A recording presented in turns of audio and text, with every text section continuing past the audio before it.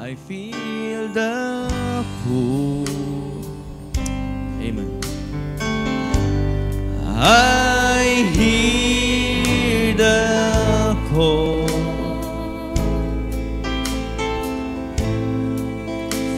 I know His Spirit's moving me to give my all.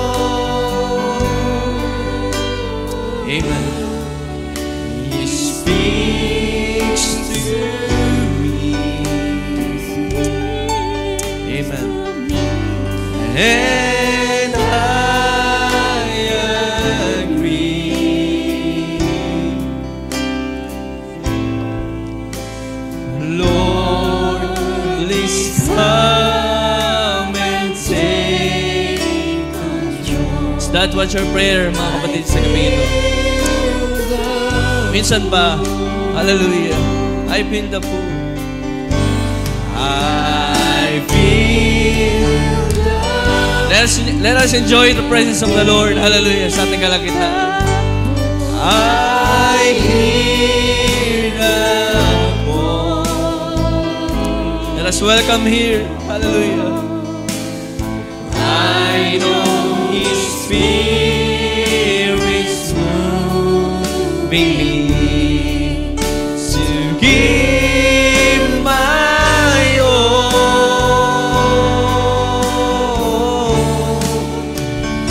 He speaks to me. And I agree. Yes, Lord. Speak to us, oh God. Hallelujah. Lord, please come and take control. I feel, once again, let us sing, I feel the pull. Habang aking binibigay ang pagkakataon sa ating kapatid. I feel, God bless you, Brother Tim.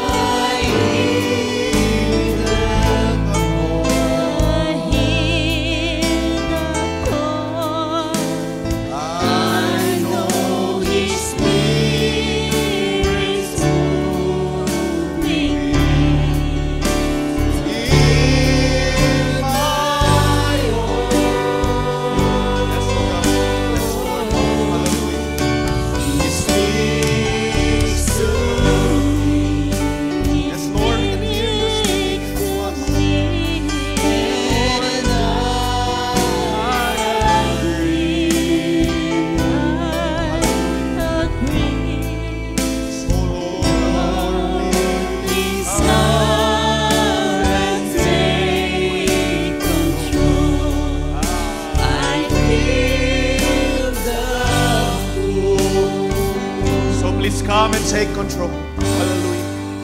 So please come and take control. I feel the pull. Amen and amen and amen and amen. Ating palakpakan ang ating Panginoon. Hallelujah, Lord Jesus. Take control of our lives, Lord. Ikaw ang siya mag-control sa aming mga buhay sa mga sandaling ito. As we can feel your pull, as we can feel your presence pulling us to be in this church, to be in this place, Lord. Bayaan, Lord, aming dalangin, katulad ng aming inawit, take control sa mga buhay.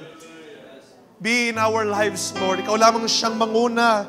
Ikaw lamang siyang magsaayos. Ikaw mag-take control na aming mga buhay so that we may be able to live according sa iyong plano, according sa iyong kalooban, according sa iyong nais, O Diyos, sa mga sandaling ito. Purihin ka, O Diyos, dakilain ka. Papurihan natin ang Panginoon, karapat-dapat siya sa pagpapuri, pagdakila at pasalamat sa gabing ito. Let us pray. Heavenly Father, tunay nga, O Diyos, walang may lagay, walang mga salitang itutumbas sa lahat ng iyong magawa sa aming mga buhay. Ikaw ang Diyos sa langit na naglikha ng lahat ng mga bagay. And yet, Lord, through the infinite knowledge and wisdom mo, kami ay nilahanan mo ng mga oras, ng mga panahon, ng mga sandali Hallelujah. Nang sabi sa iyong mga salita, na sa kalawakan ng iyong intelligence, kalawakan ng iyong wisdom, and yet, Lord, before the world was formed, kami na sa iyong kaisipan na, O Diyos. Magpasalamat kami na araw na ito, ang gabing ito ay pinlano mo. Inilagay mo sa iyong kaisipan at ito ay na-express sa aming kapanahunan, O Diyos. Upang kami, O Diyos, ay narito. Iba-iba man ang mga background, iba-iba man, O Diyos, ng pinanggalingan, iba-iba man ang kalagayan sa araw na ito. And yet, here we are with one accord, one spirit, one mind, sumasamba sa iyo, nagupuri sa iyo, nagadakila sa iyong pangalan. For you deserve all the praises and honor and glory. Hallelujah. Karapat-dapat ka sa papuri ng iyong mga banal. Kaya ang gabing ito ay para sa iyo, Diyos. Bayan, ikaw lamang maluwalhati, ikaw lamang madakila sa aming kalagitnaan. As we go on to this part ng aming gawain sa pakikinig ng iyong mga salita, Father God, may your name be glorified alone. Ikaw lamang siya maluwalhati sa aming kalagitnaan. Wag sino man, wag ang anumang mga tao o katalinuhan ng tao. Lord Jesus, make manifest sa aming kalagitnaan. Payan, Lord, na maging realidad ang aming inawits so we may feel the pull in this place. Ikaw lamang siya mangusap, gumawa sa aming kalagitnaan. Maramdaman ka ng bawat isa na ikaw ay buhay na Diyos. Hallelujah. Ipamalas mo ang iyong kapangyarihan. Hindi lamang sa pamamagitan ng pagsigaw, hindi lamang sa pamamagitan ng Diyos sa malalakas na tinig. Father God, hallelujah, help us feel that you are near in this place. Help us feel, Lord, na ikaw ay nasa aming kalagitnaan. At bayan, sa pagbubukas namin ng iyong mga salita, katulad ng dalawa papunta at pabalik sa galing Emmaus, we may feel our hearts burn sapagkat ikaw, O Diyos, ang nagbubukas word for word, verse per verse, chapter per chapter ng iyong mga salita. Bayan, sa mga sandaling ito, ikaw ang siyang kumatagpo sa aming kalagitnaan. Meet us, Lord, in our journey. Hallelujah. Katulad sa paglalakbay ng dalawa sa Emmaus, Lord, meet us. At bayaan na sa mga sandaling ito, buksan mo ang iyong mga salita. Buksan mo ang iyong kalooban, ang iyong plano sa aming kalagitnaan. Father God, in the simplicity of your words, ikaw ang siyang mangusap, ikaw ang siyang madakila, mamagnify sa aming kalagitnaan. Send your teaching, Lord, kung kinakailangan. Send your encouragement sa mga pusong napapagal. Send your timely word so that we may be able to enjoy, to live in that blessing na ikaw ang Diyos na buhay na nakakaalam ng aming mga pangailangan. At sa mga sandaling ito, ang aming pananampalataya, maungusap ka in your timely word. Hallelujah. Mga sandaling ito, Diyos, ikaw ang siya magpala from the start to the end. Mga oras namin gagamitin, ikaw, Diyos, ang mag-bless. Father God, hide me in your presence, hide me in the shadow of your wings. Wala po akong magagawa, O Diyos. Ikaw lang may magagawa sa aming kalagitnaan. Kaya sa mga sandaling ito, ako, ang bawat isa ay nagitiwala lamang sa iyo. Ikaw ang mangusap sa aming kalagitnaan. Bayaan, Lord, na sa mga sandaling ito, lahat ng kaluwalhatian, lahat ng pagdakila ay mauwi lamang sa iyo. You deserve all the praises and honor and glory. Hallelujah. May balik lamang sa iyo lahat ng mga bagay na ito, Diyos, sa tangi at banal na pangalan ng aming Panginoong Kristo Jesus. Amen and amen and amen. Mahal po ba natin palapakan ng ating Panginoon? Praise the Lord. At habang tayo po'y nakatayo, magbukas tayo ng ating Bibles sa Philippians chapter 2, verses 1 to 5 ay ating babasahin.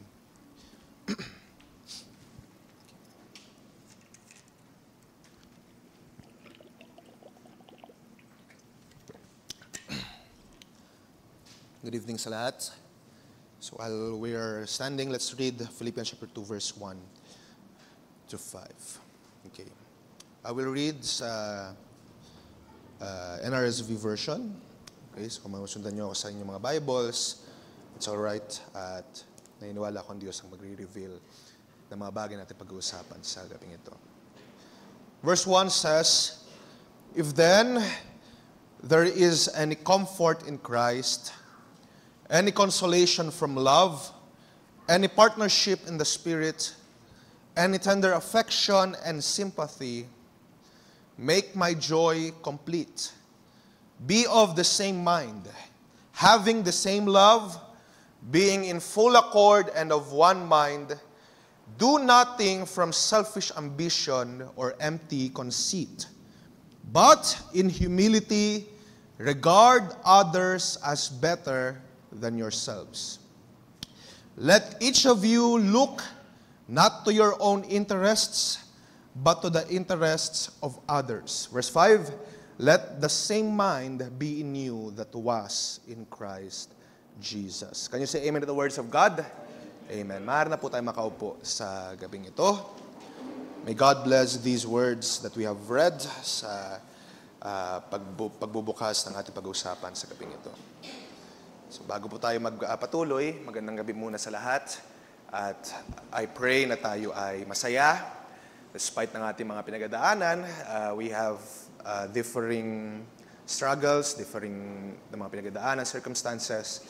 Ang gayon pa man, I pray na tayo ay pinagpala ng lubos ng Diyos. We can feel na sa lahat ng mga bagay, whether ito man ay bagyo sa ating buhay or whether man kasiyahan, kagalakan, ang aking dalangin ay madama natin na ang Diyos ang siyang gumagawa sa bawat araw, sa bawat sandali. Madama natin na ang Diyos ang siyang may kontrol. Para sa panahon ng storms, hindi tayo matakot. At sa panahon ng kagalakan, meron tayong pagkasaulian na papuri pa sa salamat. Okay? So I pray na in every situation that we have right now, we have a same mind to worship God sa gabing ito, to glorify Him sa lahat ng kanyang mga gawa sa ating buhay. Salamat sa biyaya ng Diyos at tayo nagkatipon-tipon at sa gabing ito, despite na ako actually ay galing pang trabaho. So apologies kung medyo late ako nakarating, pero ngayon pa man ay kapasalamat tayo sa Diyos always sa pag-iingat, sa pagpapalakas at sa patuloy na blessings niya sa atin sa bawat araw. Okay, so short testimony lang,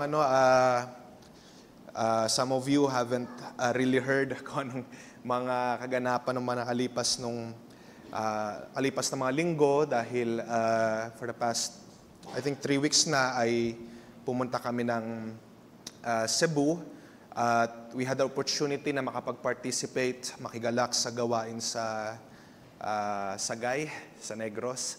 So salamat sa great opportunity na ito na hindi naman talaga nasa plano originally, pero sabi ko nga dun sa event na yon, iba talaga ang plano ng Diyos. At ang plano ng Diyos ay dakila sa ating mga plano. So, salamat sa biyaya ng Diyos ay meron kami opportunity to meet yung mga, actually pala siya, kaya medyo nagulat kami, medyo joint fellowship pala siya ng mga taga Negros at karamihan sa kanila ay talagang influence or under dati pinapamunuan ni Pastor Sakayan. So si Pastor Graciano Sakayan ay nag-invite, ginather niya yung mga churches along Negros Island at doon naggawain sa Sagay. So kaya nung pagdating namin doon, talagang joint fellowship siya. At nakigala kami despite na may language barrier dahil sila ay nag-Cebuano, ilan nag-Ilonggo. Kami ay Tagalog, wala kami maintindihan for the most part. Lalo na ako dahil di talaga ako nakakaintindi. Pero gayon pa man, we are glad, we are blessed sa mga pautoo, sa mga buhay ng mga kapatid na yun. Kahit na half day lang kami, dahil maghapon yung gawain nila, ay pinagpala ng lubos dahil sa mga buhay nila na unlike dito sa Manila, mas simple talaga. So, na-enjoy, or personally na-enjoy ko yung atmosphere doon, walang pollution, walang usok, at napakasarap magsamba sa ating Panginoon. Yung event na pinagdausan namin ay hindi naman mainit, aircon naman din sila, pero salamat sa biyaya ng Diyos na yun nga, hindi nakahadlang yung layo ng ilan sa mga kapatid, nag-gather sila doon sa northern part ng Negros para magkaroon ng fellowship. So salamat sa biyaya ng Diyos sa mga opportunity na yun na I pray masundan at pagbati rin ang pinapaabot. Bagaman sobrang late na, pero pagbati pinapaabot sa inyo ng ating Pastor Sakayan, Graciano Sakayan mula dun sa Negros. So sa gabing ito ay mangungusap tayo ng ilang mga simpleng bagay. Hindi naman, although hindi ko man expect na mahaba, pero ilang mga simpleng bagay lang ang nais kong iwan sa inyo as an exhortation. At ilang mga paguturo, ilang encouragement na nais kong makita natin dito sa aklat ni Paul sa Philippians. So kung bibigyan lang natin ng onting context, mga kapatid, sa panahon na sinulat ni Pablo ang Philippians, siya ay nasa kulungan sa Roma. Okay? Siya ay first time niya or ito yung panahon na siya ay nabilanggo dun sa Rome. At kung babasahin ninyo yung chapter 1, ay dinetali niya doon na yung talagang pagkakulong ay mahirap, hindi madali, hindi siya simple. However, meron siyang kaisipan, meron siyang pag-asa na ang kanyang pagkakabilanggo sa Roma ay it will bring good. Instead na ikalungkot ng mga tao, dahil yun yung mararamdaman mo sa kanyang sulat, inaalala niya yung mga tao na mapapahiya or para bang mapapahiya na, si Pablo pala yung pinapakinggan mo, nasa kulungan yun eh. Okay? Do not mix it katulad nung kay Kibuloy. Iba yung kay Kibuloy eh. Iba yung kaso niya eh. Pero si Pablo, he was defending for the faith kaya siya nakulong. Okay? Si Kibuloy, iba yung kaso niya. So, hindi siya defender of the faith. Yung mga ibang tao, believers ni Kibuloy, I felt a sympathy dahil sabi nila dun sa ilang mga articles, may iba lang onte, sabi dun sa ibang articles, ang mga tao na naniniwala kay Kibuloy, willing silang mamatay para lang hindi makulong si Kibuloy. So may mga members doon sila na talagang willingly gusto na lang ibigay ang buhay nila, i-shield nila daw si Kibuloy, kung babarilin si Kibuloy, sila muna magbabaril. Imagine that, matawag natin idolism sa tao, no? Kung paano sila magtanggol doon sa tao at sadly speaking, hindi nila nakita na kung sila Pablo willing makulong for the faith. Itong taong ito, yung pinagtataguan niya, hindi naman for the faith.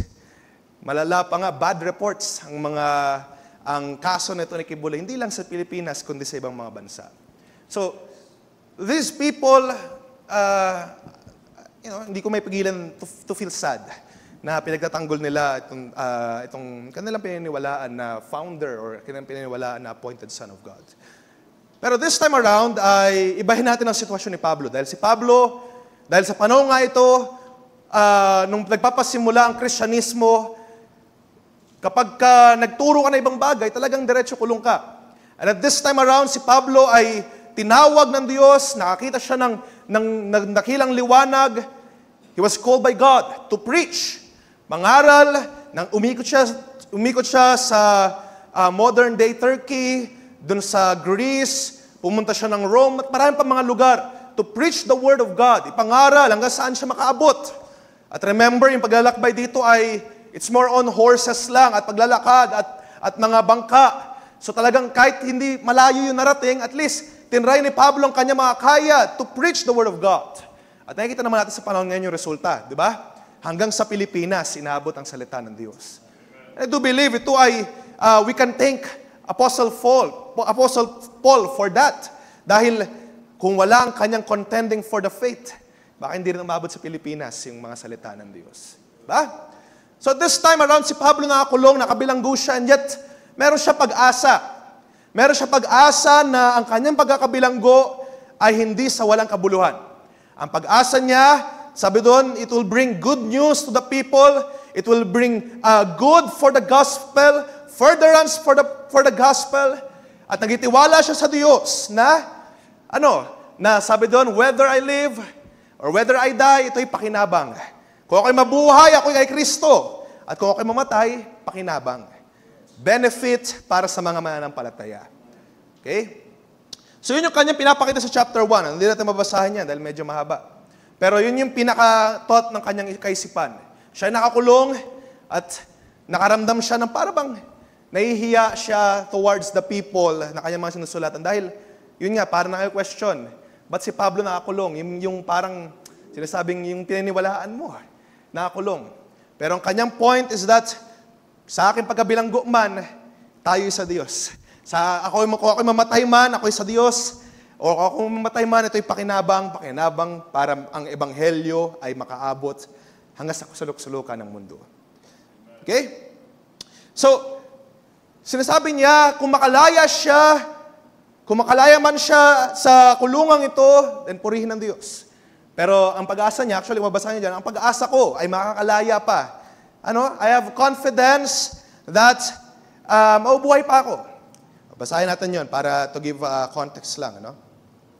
Verse 25, ang sabi doon, ng chapter 1 of Philippians, I am convinced of this.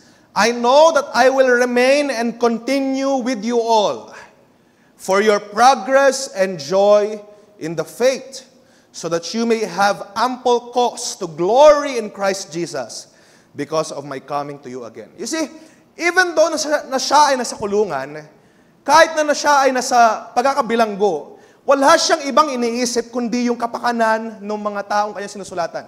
At this time, yung sinusulatan niya yung mga nasa Philippi, yung mga tao dito sa Philippians, ang kanyang pag-asa, ang kanyang thinking, ay makakalaya siya dahil hindi para makomportable lang siya, kundi sabi dito, makakalaya ako, I have confidence in that dahil verse 26 sabi doon, o verse 25, para sa inyong progress and joy in the faith. Para kayo ay lumago. Ang pag-asa niya na lumaya ay hindi para makaranas ng magandang retirement or hindi para makaranas ng maayos na buhay bago siya kunin ng Diyos, kundi ang pag-asa niya na makalaya, it's because of the people. Dahil sa kanyang mga iniibig na church, na sabi doon, pag nakalaya ako, ito ay malaking pakinabang sa inyo. It is for your progress. It is for your faith.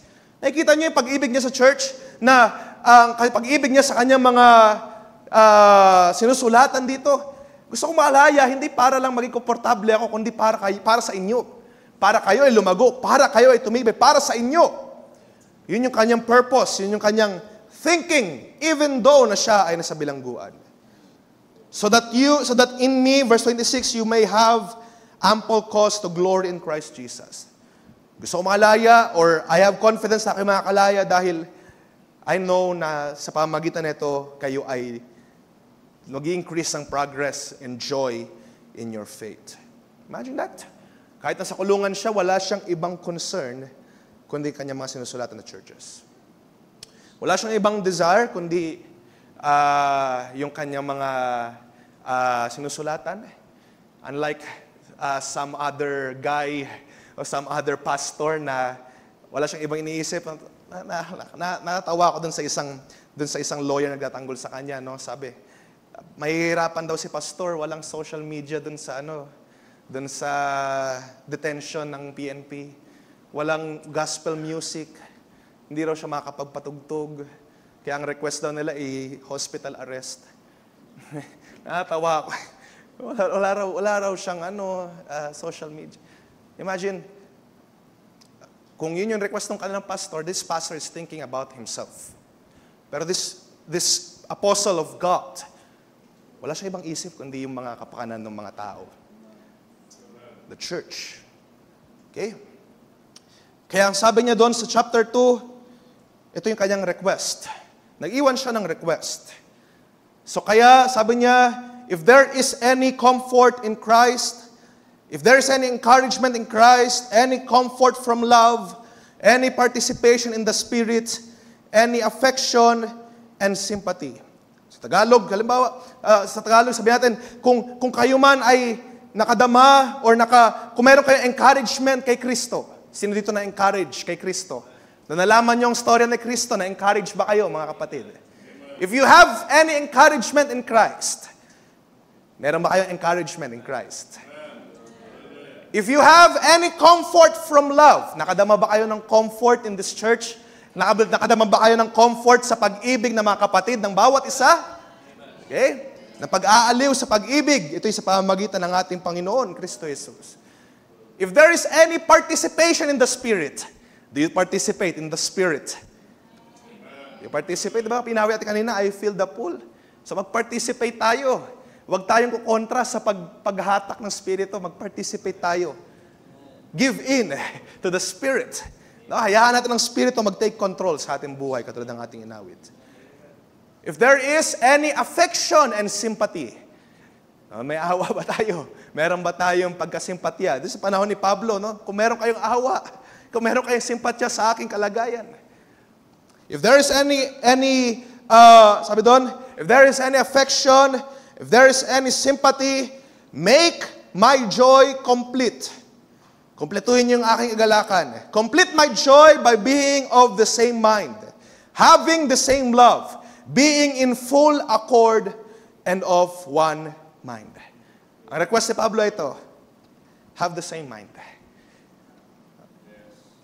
Kung meron kayong, kung nadaman ninyo ang pag-ibig ni Kristo, kung meron kayong encouragement in Christ, kung meron kayong participation in the Spirit, complete my joy by being of the same mind, having the same love, being in full accord and of one mind.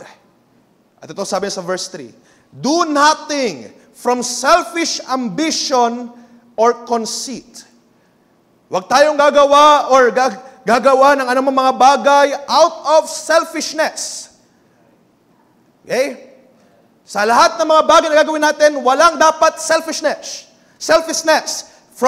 Do nothing from selfish ambition or conceit, but in humility, count others more significant than yourselves.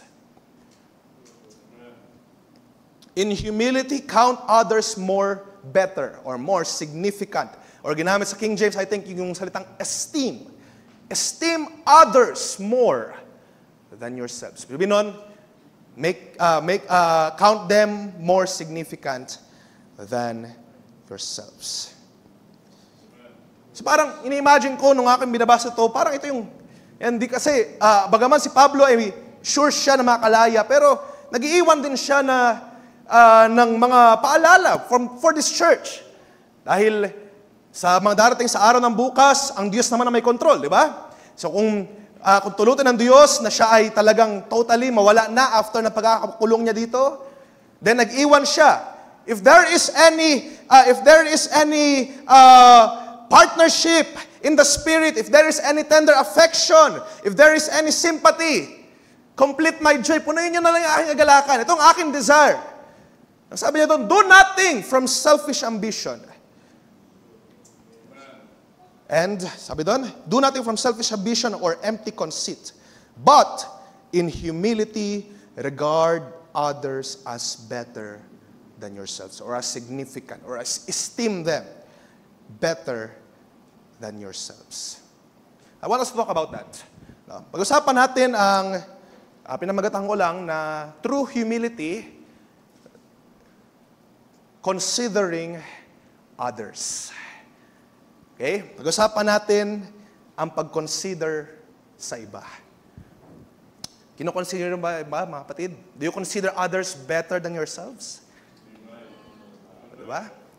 Considering others better than yourselves. Let's talk about that. Pag-usapan natin yan at gusto ko lang magbigay ng unting encouragement, unting pagtuturo lang regarding sa topic na ito, no? Dahil ito ang gustong ibigay ni Pablo for this church. At naniniwala ako hanggang sa ating panahon ngayon, nais rin ituro ng Diyos. Na huwag tayong gagawa ng mga bagay out of our selfish ambition. Kundi sa pagpapakumbaba, count others more significant. Consider others better than yourselves.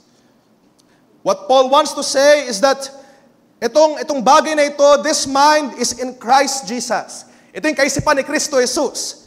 No, basahin natin yan. Sa verse 5, sabi doon, let the same mind be in you that was in Christ Jesus. Mamaya, basahin natin yan. Yung verse 6 to 11, it is a poem. Kaya basahin natin yan mamaya.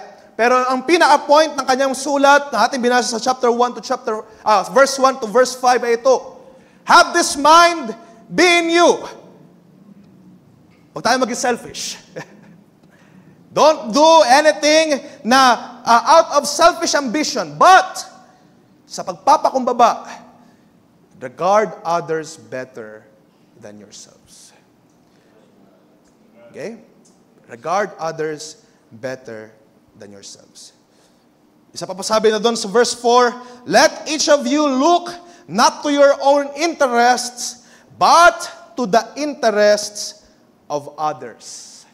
How many of you can say amen to that? Okay. Amen.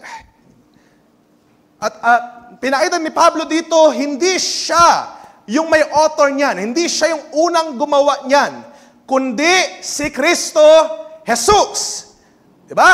Hindi siya ang unang nagpakita ng ganyang, gamitin natin yung term na humility.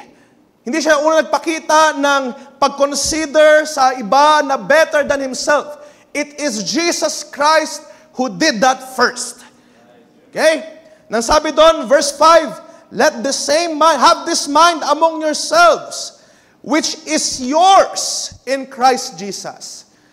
Verse 6, who, though he was in the form of God, did not count equality with God a thing to be grasped. Ibig sabihin, kahit na siya, ang all fullness, we believe, di ba? All fullness of God dwells in Him, and yet, hindi niya inaring kalugihan, hindi niya inaring unfair. Sa ibang translation, hindi niya inexploit na siya ang kapuspusan ng Diyos ay nasa Kanya, and yet, inexploit niya para sa Kanya mga sariling kagustuhan. Jesus never did that. Nasabi dito, who in the form of God did not count equality with God a thing to be grasped, but emptied himself by taking the form of a servant, being born in the likeness of men, and being found in human form, he humbled himself by becoming obedient to the point of death, even death on a cross. Amen. Diba? So therefore, God has highly exalted him and bestowed on him the name that is above every name, so that at that name of Jesus, every knee shall bow in heaven and on earth and under the earth, and every tongue confess that Jesus Christ is Lord. Amen. To the glory of God. Dahil sa humility na pinakita ni Jesus Christ, sabi doon, verse 8, he humbled himself. He became obedient to the point na kahit na siya ay dalhin na sa slaughter. Like a sheep na dadalhin sa slaughterhouse. He became obedient. Mahirap yun. Even Jesus, pinakita niya sa Garden of Gethsemane, that is hard. Lord, if possible, may this cup pass from me. It's hard. Pero may your will be done, not mine. He was obedient even unto the point of death. He was humble. At sa kanyang humility, sabi doon, hindi niya inaring unfair na siya, kapuspusan ng Diyos, meron siya. Pero wala siyang, sabi doon sa talata, wala siyang mahiligan ng kanyang ulo. Siya ay palipat-lipat, nangangaral. Walang hotels na mag-accommodate sa kanya. Walang mga tao na talagang followers niya. Wala siyang army. Wala siyang mga magtatanggol sa kanya. He was, di ba? He was going from place to place dahil may mga gusto mag-hunting sa kanya. That's the life of Jesus. And yet, sabi doon, hindi niya inaring kalugihan iyon. He took a form of man. He took the form of man. At ang sabi doon, siya ay naging katulad ng isang servant, being born in the likeness of man. You see, nakikita niyo ba kung gaano ka-humble? Gamitin natin sa salitang humble. Gaano ka-humble ang ating Panginoong Kristo Jesus. He was humble not to the point, even to the point of death. Siya ay sumunod, siya ay nagpasubmit sa kalooban ng ating Diyos. Pag-usapan natin yan sa gabing ito. No? Gusto kong makita natin yan, yung humility na yan, yung kababahaan ng loob na yan, at i-relate natin siya doon sa sinabi kanina ni Pablo, yung pag-consider sa iba. Considering others. At I do believe, at sa biyaya ng Diyos, may kita sa mga sulatan na ang pagpapakumbaba na nais ng Diyos para sa bawat isa sa atin ay hindi lamang basta simpleng definition natin ng humility, kundi ang pagpapakumbaba or ang humility dito, it must have an attribute na pag-consider sa iba. Considering others more better than ourselves. Okay? Considering others significantly or esteeming others better than ourselves. Ginamit yung salitang esteem. I think sa King James, pwede bang paki-flash yung verse 3. Okay? Verse 3 sa King James. I think yung ginamit, yan. But in lowliness of mind, or yung humility, let each esteem other better than yourselves. Ibig sabihin ng esteem, so it's the same thing, yung esteem, yung pag-consider ng others, or yung ginamit yung sa ibang mga salita, ginamit yung regard. Okay? So yung esteem, yung consider, regard is the same thing. Iba-iba lang ng mga ginamit na salita, no? So ano ba ibig sabihin nito? Ano ba ibig sabihin nitong pag-esteem or pag-consider at pag-regard? Before we go on to that, ang mundong ito, kapag ginamit yung salitang esteem, first things that come to our mind kapag sinabing esteem, yung salitang self-esteem. Diba?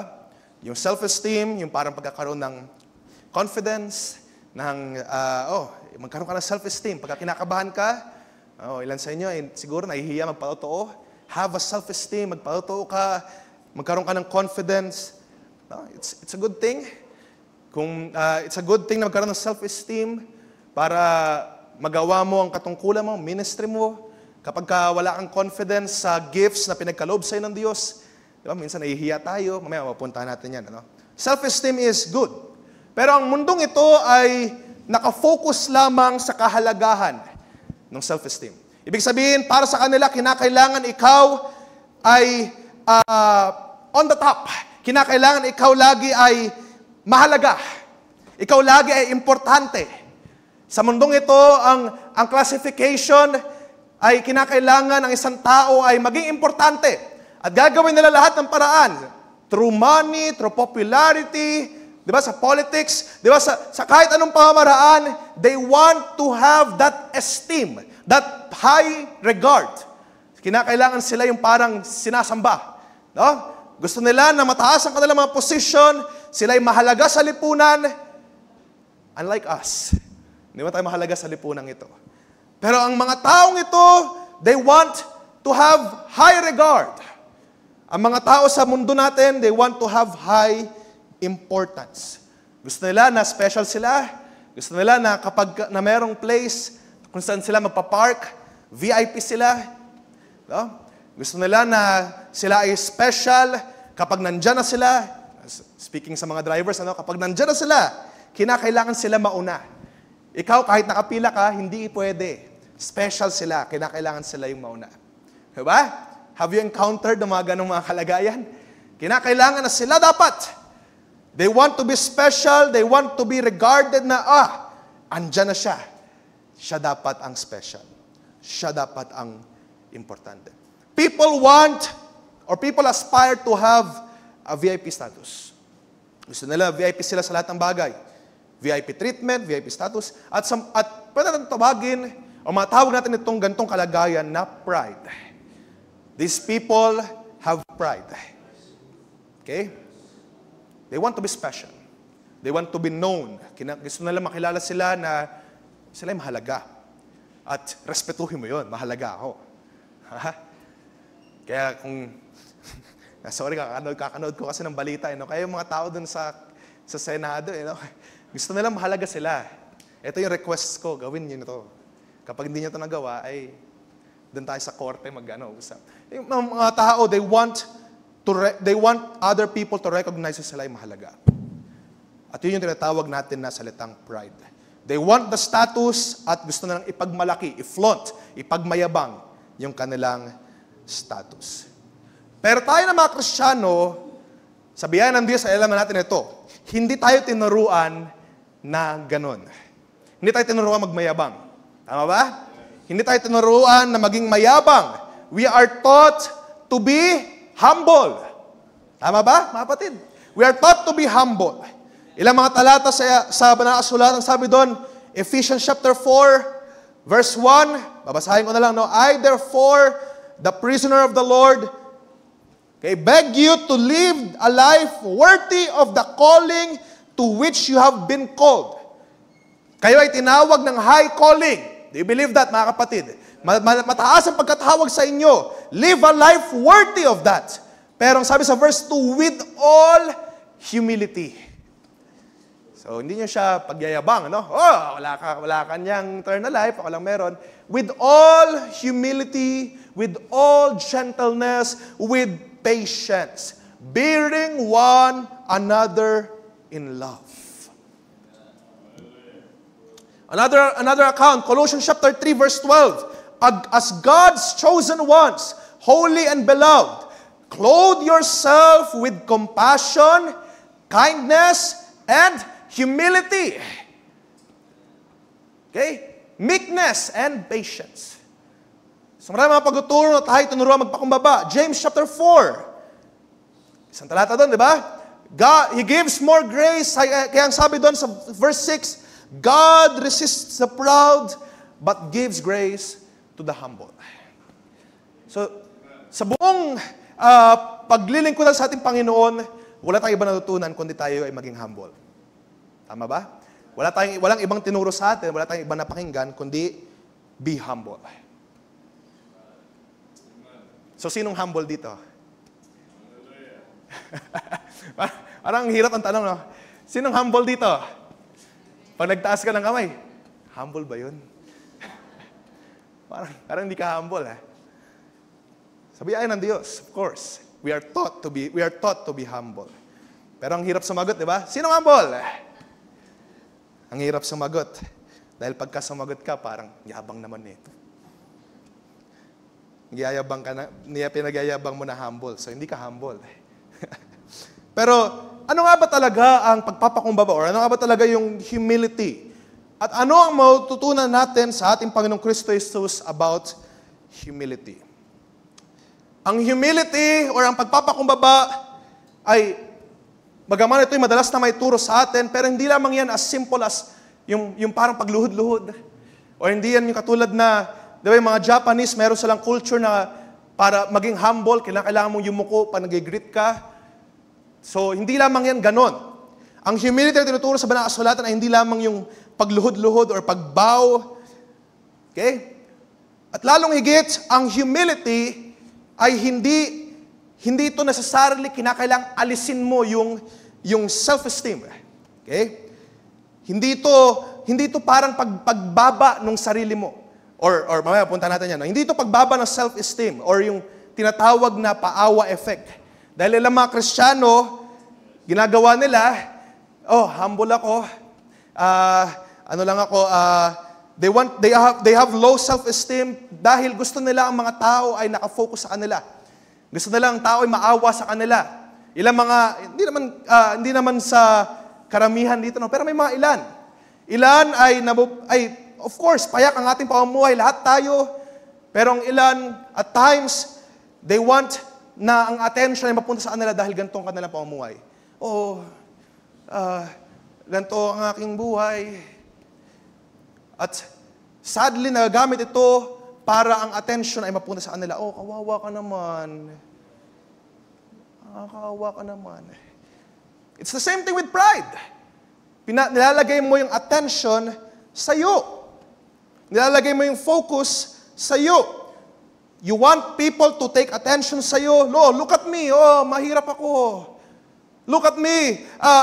Need ko talaga. But these people, nakala nila ito ay humility, ito pala ay pride. Ito ay nagdadala lang ng attention sa kanila. Wawa ka naman. Halika dito. Papakainin kita. Maging maingat din tayo doon sa ganong kalagayan, mga kapatid. Totoo, lahat tayo may mga pinagdaanan. Pero yung sobrang low self-esteem, it can lead to katulad ng high self-esteem. It can lead to pride. It can lead na mapunta yung attention sa atin. Self-absorption na tinatawag. Yung narcissism, yung self-obsession. Tignan nyo ako, nakakaawa ako. Tignan nyo ako, ganito ang buhay ko. At ginagawa nila lahat ng paraan para lahat ng tao ay tumingin sa kanila. At anong naiba nun sa mga mayayabang? Anong naiba nun sa mga tinatawag natin na ma-pride? So that is not humility. Nagpapanggap lang na humility, nagpapanggap lang na humble, pero they want all the attention of themselves. Isang quote na nabasa ko rin, kung familiar kayo sa The Purpose-Driven Life, sa isang lumang libro to, no, ni Rick Warren. Sabi doon, gusto ko lang i-quote at ipapakita sa banal na kasulatan, of course, dahil ang banal na kasulatan ng ating foundation. Pero sabi niya doon sa isang quote, humility is not thinking less of yourself. It is thinking of yourself less. Nakakalito ba? Sabi doon, ang pagpapakumbaba is not thinking less of yourself. Hindi yung parang pag-less ng sarili mo. Or yung pag-iisip na ikaw ay less. But, ang humility is thinking of yourself less. Hindi mo gaano iniisip yung sarili mo. Sabi doon, humility, tutuloy ko yung quote, no? Humility is thinking more of others. Humble people are so focused on serving others, they don't think of themselves. Nakuha na niya ibig sabihin? Ang mga humble people, ang may humility, it's not about thinking less of ourselves. Oh, wawa naman ako, ganito, ganyan. That is not humility. Pero ang humility pala, it's thinking of ourselves less. Hindi mo iniisip yung sarili mo, kung kawawa ka, or kung maganda buhay mo. That is not humility. Ang humility is, you don't think about it yourself at all. Humility is, sabi doon, thinking more of others. Humble people are focused on serving others, sabi sa quote, that they don't think of themselves. I want us to read sa 1 Corinthians chapter 15. Isang very familiar na statement ni Paul sa verse 9. Sabi doon, sabi ni Pablo mismo, "For I am the least of the apostles, unworthy to be called an apostle because I persecuted the church of God. But by the grace of God, I am what I am. And His grace toward me was not in vain. On the contrary, I worked harder than any of them, though it was not I, but the grace of God that is with me." May argument si Paul, sabi niya, ako yung least of the apostles. Nag-persecute ako ng church. Hindi ko na-meet personally si Jesus Christ na nasa lupa in flesh form. Sabi niya, I am the least of the apostles. Pero hindi niya sinabi, oh, kawawa naman ako, pakinggan niyo na ako. Hindi ganon. Hindi niya sinabi na, oh, I am the least of the apostles. Oh, look at me, oh, kawawa naman ako. No. Sabi niya dito, pero sa biyaya ng Diyos, I work hard even more. Siya ay nagsumikap pa, I work hard than any of them, pero hindi ito sa galing sa Kanya, but the grace of God that is with me. Yun ang humility. Nakita niyo kay Bahan? Hindi niya pinupokus yung attention sa kanyang sarili. I am the least of the apostles, look at me. I am the least of the apostles, pero tinan niyo, galing na nagawa ko, di ba? No! That is not humility. Ang humility is that pointing towards God. I am the least of the apostles, and yet I worked hard. Ginawa ko yung aking part, pero hindi ito sa aking sarili, kundi ito sa biyaya ng Diyos. Totoo, sabi niya, I am the least. Hindi niya sinabi na, oh, ako ay least, ako na mahina, ako na lahat. Ako na yung pinaka-least, sige na, ako na lahat. Hindi ganon. But he was humble to say na he was the least, pero I am working hard by the grace of God that is in me. I worked hard, pero hindi sa aking sarili, kundi sa biyaya ng Diyos. Humility is not thinking less of yourself. Hindi ito pag-iisip na, kawawa ka naman, dahil ganito yung sukat mo. Or kung may mga gifts kayo, may mga talents, halimbawa, sa ministry, may piano. Of course, hindi naman lahat pare-parehas ng gifts dyan. Merong, sabi natin, senior na, mas matatagal na, marunong magpiano, and some nagkapasimula pa lamang, hindi pa ganun kagaling. It's alright. Hindi yung, ang humility ay hindi yung, meron nang kasing, mas magaling dyan eh, ayoko nang tumugtog. Ayoko mag-song leader, pastor. Kasi, may mas magagaling kumanta eh. That sounds humility, ano? Pero totoo, it's actually not. It's actually not. Lalong-lalo na kung ang Diyos ang tumatawag sa'yo to be in the ministry. God calls you to be in the ministry. God wants you to serve Him. Iba-iba tayo ng sukat, iba-iba tayo ng level. Yes, that is true. Pero God doesn't want you na dahil sa sukat mo, medyo hindi pa just right. Hindi pa enough, ay pipigilin mo yung paggawa ng Diyos sa iyong buhay. No? Humility is not thinking less of yourself, but humility is thinking of yourself less. Doon sa statement ni Pablo kanina, na binasa natin, no, nagbigay siya ng, sila James, sila Pedro, nakita nila si Jesus, no, he placed them above himself. Sabi niya, ako yung least. Sila Pedro, sila James, nakita nila si Jesus. sila ay malayo na narating sa ministry, Paul considered them better than himself. Pero alam natin, di ba? Na si Paul yung tinawag na star messenger, pero he does not brag about it. Hindi siya nagmamalaki about doon. Oh, ako ang star messenger sa panahon. No. Even Brother Branham, ginawa niya yan, di ba? Sa buong span ng kanyang ministry, when he talks about the Laodicea, di ba? Pagka pina-flash yung mga pangalan doon, di ba? Paul, Irenaeus, Martin, Columbia, hindi yan nilalagay doon, ako yung last, ha? Huwag niyo kakalimutan, Branham yon, yung Laodicea. Hindi ganon. I think he was putting Elijah, di ba? Tama ba? Or medyo nakalimutan. Pero he's not putting his name para ipagmalaki na, ako yung final, yung last star messenger. You see that? He considers, si Pablo dito, sa binasa natin kanina, he considers them better than himself. Hindi lang dahil sa tagal, hindi lang dahil sa wisdom, hindi lang dahil sa tagal nila sa ministry. Pero alam niyo ba, yung sinabi sa banal na kasulatan na consider them better, always. Hindi ito dahil lang sila ay matanda. Hindi ito dahil lang sila ay matagal na sa ministry. Of course, we would respect sa elderly, yun yung culture ng Pinoy, di ba? We would respect elderly.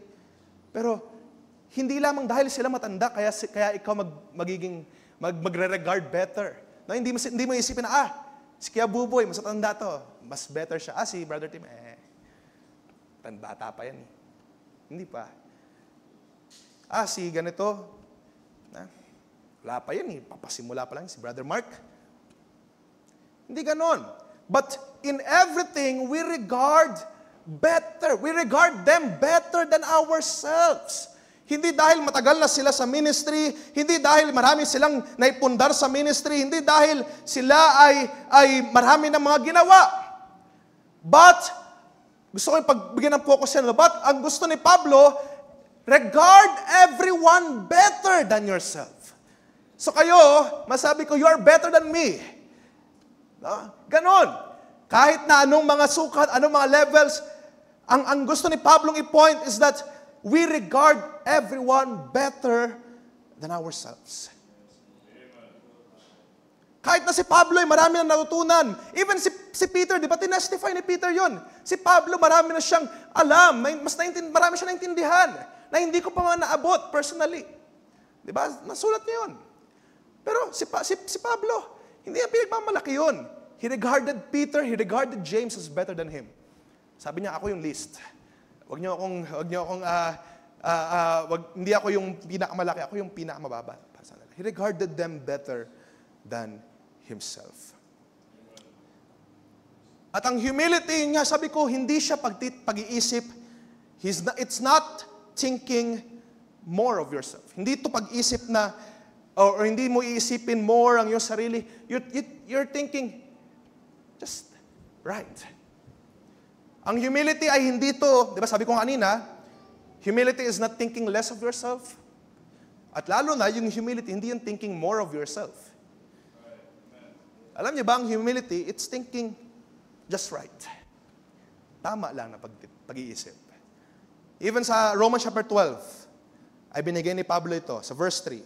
For by the grace given to me, I say to everyone among you, not to think of himself more highly than he ought to think, but to think with sober judgment. Judge yourself just right. Each according to the measure of faith that God has assigned. Gusto ko ipakita na ang humility, it's not thinking less of you. Or wag mo isipin na ikaw ay para bang less lang or lesser. Ikaw ay binababa mo masyado yung sarili mo. It's not humility. Ang humility, ang sabi dito sa Romans chapter 12 verse 3, it's about thinking yourselves with a sober judgment. Ang mga Kristiyano ay dapat mag-maintain sila ng realistic na perception of who they are. Alam niyo si Jesus, to give an support doon sa statement na yun. Alam niyo si Jesus, nung pumunta siya sa lupa, di ba? Sabi nga natin, binasa natin kanina sa Philippians, nung siya ay, ang kapuspusan ng Diyos ay nasa Kanya, and yet, He lived like us. He lived like a servant, di ba? And yet, hindi niya tinuon or hindi niya nilagay ang attention sa kanya in a sense na, tingnan niyo ako, nakakaawa ang aking kalagayan. Look at me. Of course, ang ginawa ni Jesus ay pinamalas niya na ang fullness, ang kapuspusan ng pagka-Diyos ay nasa kanya. Nagpagaling siya, di ba? Siya ay nagpamulat ng mga bulag, nagpatigil ng mga bagyo. Di ba sinasabi natin si Jesus ay humble? No? Jesus was humble, right? So, pero nung pumunta siya sa lupa, when all of God's fullness dwelt in Him, He was humble. At yung pinakita niyang humility, hindi niya kinubli yung power na meron siya. Hindi niya kinubli na, baka mas matutulungan ka ng mga Pariseyo. Kasi mas lamang sila sa akin. Baka mas matutulungan ka nitong mga to. Hindi kinubli ni Jesus. Nung may mga tao na humingi ng tulong sa Kanya, He has proven na siya ay Panginoon. Nagpagaling siya, di ba? Ginawa niya yung who He is. Ginawa niya kung sino siya, talaga yung role niya, yung responsibility niya, He did it. Hindi niya kinubli na, may mas magaling dyan na manggagamot. Dyan, punta ka doon sa hospital doon. Ako, hindi ako doktor eh. Nagatago ako eh. Hindi ganun ang ginawa ni Jesus. But in His humility, or we call Him humble, we call Him in humility, and yet hindi niya pinigilan ang kanyang sarili to show His power. Nakita niyo? Kasi minsan ina-attribute natin ang humility na huwag ka nang gumawa para hayaan nyo lang sila. Hayaan nyo lang yung mga nagpe-present. Hayaan nyo lang sila na yun sila, magagaling naman yan sila. Ako, humble lang ako, hindi na ako gagawa. Sometimes we attribute that to humility, But it's not necessarily, hindi yun necessarily the case. Jesus, when He was on earth, He knows His role. He knows His part.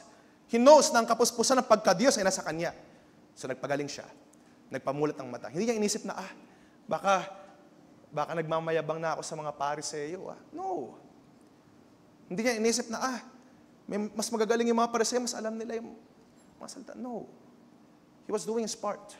He was healing people. He was teaching the people. Nung siya ay nung sa kabinataan niya, di ba?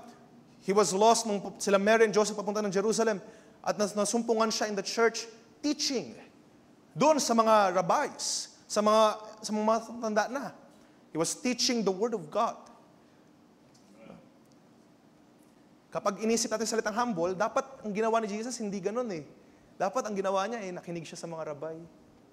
Di ba? Parang ganun yung inisip natin pag humble. Pero no. He was humble. Hindi natin nidedeny yun, di ba? Pero He was doing His part. Nakikita ninyo? Si Jesus ay humble. Hindi siya nagmamayabang. Hindi siya nagmalaki ng kanyang pangyarihan. But He is doing His part. So kung tayo mga kapatid, may mga ministries, be humble. Pero wag naman yung, ayoko, Brother Tim, marami naman siguro mas magaling kumanta dyan. No. Do your part. Do your role. Do what God wants you to do. Katulad ni Pablo, di ba? Lista ko eh. Hindi ko na nakita si Jesus. Sila na lang nakakita kay Jesus. No. He's doing His part. At kayo din, mga kapatid. Kung especially katulad sa akin, mga late batch, mga huling usbong na. Do your part. No? Do your role. At lalo na, of course, sa mga may edad na, do your part, do your role. Of course, hindi natin pagmamalaki, hindi natin pagmamayabang, pero humility is not yung pagkukubli ng gift, especially ito'y binigay ng Diyos sa atin. Just like Jesus, do your role. Okay? Nabataw tayo napunta dyan. Pero gusto kong ipakita sa inyo yung pag-iisip natin, yung perception natin about humility. Na minsan nakaka-attribute natin ng humility, yung magatago ka na lang. Huwag mo papaalam sa iba, magaling ako kumanta. Huwag mo papaalam sa iba, marunong talaga ako magpiano. Nangangailangan tayo ng mga musikero sa church. Hindi naman sa pagpepresenta, pero let God move you. No, let God, yung mga gifts, mga talents, fan it into flame. Of course, hindi tayo magpepresenta, hindi mo ipepresent sarili mo na, I can do it. kundi ito'y lahat sa biyaya ng Diyos. Okay? Be humble and do your part. At ang pagiging humble, going back, sabi ko nga ay dapat magkaroon tayo ng realistic perception of who we are. Katulad ng sabi sa Romans chapter 12 verse 3. Don't think highly of yourself, but think with sober judgment, each according to the measure of faith that God has assigned. We have all measures of faith. May sukat na binigay sa'yo. Kahit na malaki o maliit yan, then, do your part. Now, think with a sober judgment. Think with a sober judgment, each according to the measure of faith that God has assigned. Do your job, because we are all granted gifts by the grace of God. Isang halimbawa pa, no? So, halimbawa, kung may pera ka, hindi humble yung wag na magbigay para hindi ka mapansin na mayaman ka. Halimbawa, no, pinagapalan Diyos ang business mo. Hindi humble yung, wag ka na magbigay dyan kasi baka malaman mayaman ka. Hindi yun humble. Go. Use the gifts. Use the blessings that God has given to you. Gamitin mo yan. Those are the things that God provided. Kung magpa-pledge ka at sabihin mo, Kuya Moy, akin na, 10K. Hindi yan pagmamayabang, just using your gifts. Hindi mo naman yung megaphone, ano? Hindi mo naman i-announce sa buong church. Sabi mo lang, aking part, Kuya Moy. Brother Moy, 10K. And do your part. Ba? Hindi humble yung, may blessings ka naman, pero kinukubli mo. Diba? That is not humility. Humility, sabi ko nga, you're thinking just right. And you're doing your part, hindi sa pagmamalaki, hindi mo rin kinukubli, you're doing your part. No? So gusto ko lang munang hiwalayin yung humility dun sa parang thinking less of yourself. No? Hindi yun humility. At ang humility, katulad ng ating paksa, hindi lamang yun about thinking yourself just right.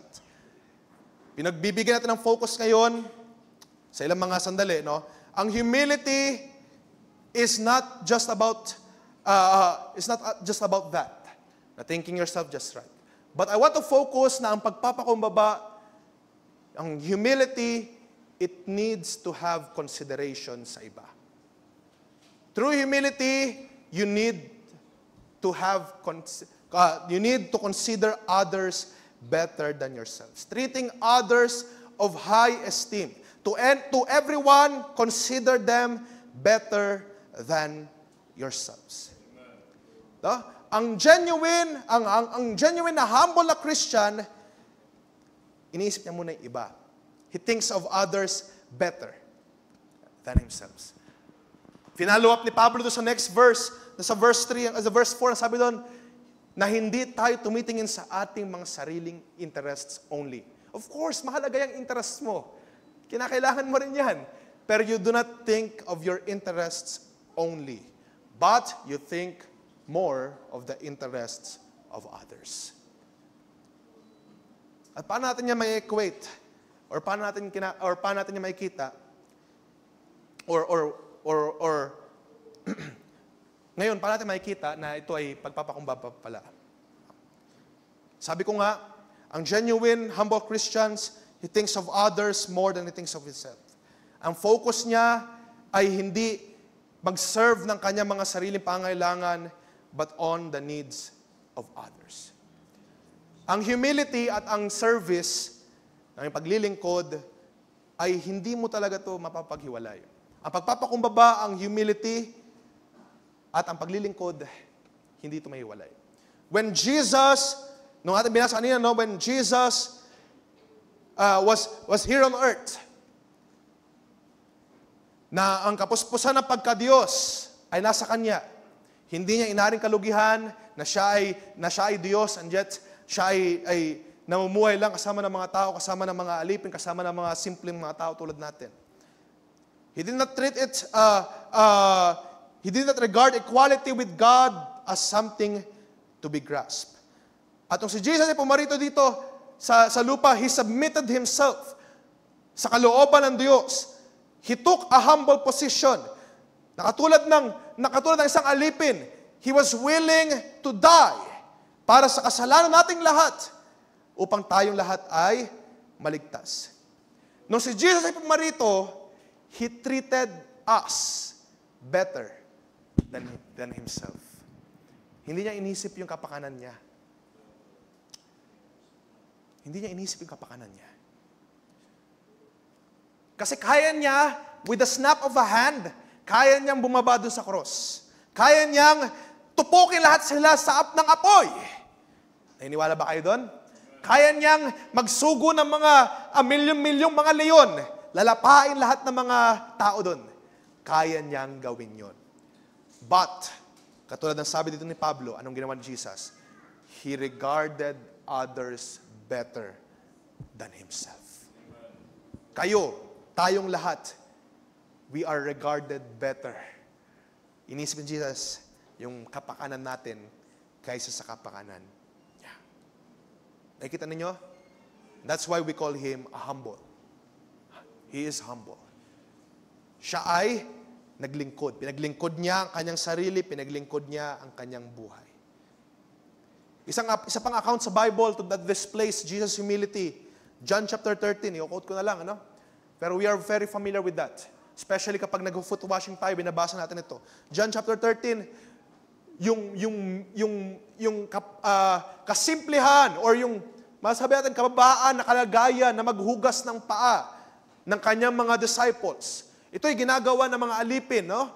Para na pagsisilbihan yung mga tao na pumapasok sa isang area, sa isang lugar. And yet, si Jesus mismo, dinisplay niya yung pagiging humble. Siya ay nagpakumbaba at ang pan-display niya, siya ay naglingkod. Pinaglingkod niya kanyang sarili, nilinisan niya yung mga paa ng kanyang mga disciples. Although we believe, di ba? Jesus Christ is the sovereign Lord. He took the role of a servant. Siya ay naglinis, naghugas ng paa ng kanyang mga disciples. He performed a lowly task sa panahon na yan. It's a very lowly task. And yet, ginawa niya ito. In service, He regarded His disciples better than Himself. At in general, Jesus Christ regarded us better than Himself. Kinonsider niya ng maigi na mas mahalaga kayo. You are significantly more important kaysa sa current kalagayan niya na nakapako sa krus. Kung si Jesus Christ, kaya niya makaalis doon. Pero you are more important than His flesh. You are more important. Mas mahalaga kayo. So now, ano ang tinuturo sa atin natin Panginoong Kristo Jesus? Follow me. Be imitators. Sabi ni Pablo, be imitators of me as I follow Christ. Isa pang talata, sabi doon, sa 1 Peter chapter 2, verse 21. For to this you have been called, because Christ also suffered for you, leaving you an example so that you should follow in His steps. Jesus Christ demonstrated kung how to esteem others better than Himself. By washing the disciples' feet, by hanging on the cross, kahit kaya naman niya makawala. I do believe, ina-expect ng mga disciples na siya ay lalabas na makakawala siya sa krus. Nainiwala ako doon kasi alam nila na si Jesus Christ was the Lord. Lalo na si Pedro, di ba? I do believe na merong thought in their mind na kayang-kaya ni Jesus makaalis doon. Pero hindi ginawa ni Jesus because you are more important than His flesh. You are more important. At ngayon, nangyari na yon 2,000 years ago. Anong gusto ni Jesus na ating gawin? At ngayon, pinapangaral ng mga apostol, pinapangaral ng mga fivefold ministry, anong kinakailangan ating gawin? Follow His steps. Follow His steps. Esteem others better than yourself. Kaya niyo bang gawin yan by the grace of God? Kaya niyo bang gawin, mga kapatid? Mas mahalaga yung pangailangan ng isa? Pangailangan mo, mas mahalaga kaya sa akin? Sa panahon natin ngayon, kaya nga maraming instant dahil gusto ng mga tao ma-meet agad yung kanilang mga pangangailangan. No? Kaya kapag hindi na-meet ng tao yung kanilang mga pangangailangan, sabi ko nga, maraming nagagalit, maraming naiinis. Kailangan kong makarating sa trabaho ng maaga. Sisingitan kita. Wala ka dapat pakialam. Bilang tao, minsan, diba? Paano ako sinisingitan? Nakapila ako ng maayos. Ganun, mga Kristiyano pa naman. Nakapila ako ng maayos. Pero, alam niyo, personally din, actually, yun yung, bilang driver din, struggle ko rin yun, gano'n. Yung para bang, marami mga nag-drive sa kalsada na medyo, sabi rin ng tatay ko, hindi nag-driving school. Hindi nag-driving school. Yung talagang, kung masa sa kalsada ay, hindi kinoconsider ang iba. Pero bilang mga Kristiyano, we are taught to consider others better than ourselves. Actually, plano ko nga, ilagay yun sa taas ng dashboard ko para hindi ko nakakalimutan. Kapag ka nasingitan ako, kapag ka nauna siya, consider others better than myself na lang. Dahil sa mga ganong pagkakataon, minsan nakakalimutan natin that we are called as humble Christians. Mga tupa, na hindi yung nangunguna pang tumahol sa mga naagawa ng mali. We are called as humble people. Diba? We are called as humble people. So, we must remember this all the time, mga kapatid. Consider yourselves, or consider them better than ourselves. I want us to read a couple of verses. Magtatapos na ako. Sabi dun sa Romans chapter 12, verse 9. Let love be genuine. Abhor what is evil. Hold fast to what is good. Love one another with brotherly affection. Maganda din sa ESV, no? Outdo one another in showing honor. Ano sabihin na outdo? Sabihin, kung siya nagpapakita ng honor, i-outdo mo siya, mas magpakita ka pa ng honor. Showing honor in one another. Kung siya ay nagpapakita ng respect, ng regard, outdo him. Ibig sabihin nun, lahat tayo ay magpakita dapat ng honor sa bawat isa. Outdo one another in showing respect, in showing honor, in regarding one another better than ourselves. Okay? Show honor to all. Love one another. Sabi dito sa verse 10. Love one another with brotherly affection. Consider one another better than ourselves. Babalik ako doon sa pinakapaksa natin, no? Sabi ko nga, yung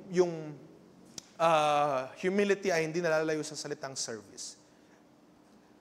At actually, habang nilalagay ko yun, di ba, tinatawag natin ang ating mga gawain, service. We call this a service. Prayer meeting, we call this a church service. Mga Sunday services natin, we call it a service. Pero wag sana natin makalimutan na ang service, you have to do something. You have to serve. So ang mga paglilingkod natin, yung mga pag-gather natin dito, this is a service because we are serving the Lord. We serve the Lord God. And in turn, tinuruan na tayo to serve one another. Now, magkaroon tayo ng high regard with one another. Magkaroon tayo ng pag-ibig with one another. When we say that this is a service, hindi lang yung pastor yung nagsiserve sa kanyang mga tupa. Hindi lang yung mga elders yung nagsiserve. Hindi lang yung mga deacons. Hindi lang yung mga teachers. Hindi lang yung mga musicians yung nagsiserve. Lahat tayo nagsiserve. We serve God and we serve one another. Naniniwala ba kayo doon, mga kapatid? Tinuruan tayo na kung tayo iibig sa Diyos. I think may mga nasulat ako dito, pero mamaya we would go on, di ba? Account sa James na, 1 John, umiibig tayo sa Diyos. How can we say that we love God and hate our brother? How can we say that we love serving God? Pero you want to feel special pagpasok mo ng church. Wala akong gagawin, ha? I will sit lang, ito lang gagawin ko, makikinig lang kay pastor, then I will go on my way. No, we are all called to serve. To serve God and to serve one with another. Isang account pa sa Galatians chapter 5, verse 13. Sabi doon, for you were called to freedom, brothers and sisters. Only, do not use your freedom as an opportunity for the flesh. But through love, serve one another. Sino dito pinalaya na ng Diyos? Pinalaya na ba kayo? Parang tunog na sa kulungan eh. Pinalaya na ba tayo ng Diyos, mga kapatid? Man, we are called to freedom. Only do not use your freedom as an opportunity for the flesh. Pinalaya na kayo, pero hindi ibig sabihin na dapat gamitin niyo yung kalayaan na yan to use for the flesh. But, gamitin niyo yung kalayaan na yan na sa pamamagitan ng pag-ibig, tayo ay maglingkuran sa isa't isa. Do you agree sa mga salita nito ng Diyos?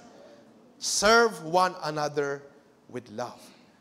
Dahil sabi sa verse 14, for the whole law is fulfilled in one word. You shall love your neighbor as yourself. Amen. Diba yung kautusan? Sabi rin ni Jesus doon, yung buong kautusan can be summarized into this. You shall love the Lord your God with all your heart, with all your soul, with all your might, and you shall love your neighbor as yourself. Yun yung buong kautusan eh. Summarize na lang yung 1 to 5, love God, and then yung 5 to 10, or yung 6 to 10, love your neighbors. That's it. Yun yung inintroduce ni Jesus Christ. Na hindi ginagawa sa panahon niya, yung mga Pharisees, hindi ganun yung in-exercise nila. At nawa sa ating panahon, wag tayo maging ganun. Let's exercise yung pag-ibig, serving one with another. No? Let's selflessly, hindi selfishly, selflessly, alisin natin yung mga important sa ating mga sarili. We are all equally important under the kingdom of God. Okay? Hindi tayo special, a person only. Hindi tayo special one. We are all special in the kingdom of God. Okay? So, alisin natin yung pag-act na tayo ay special.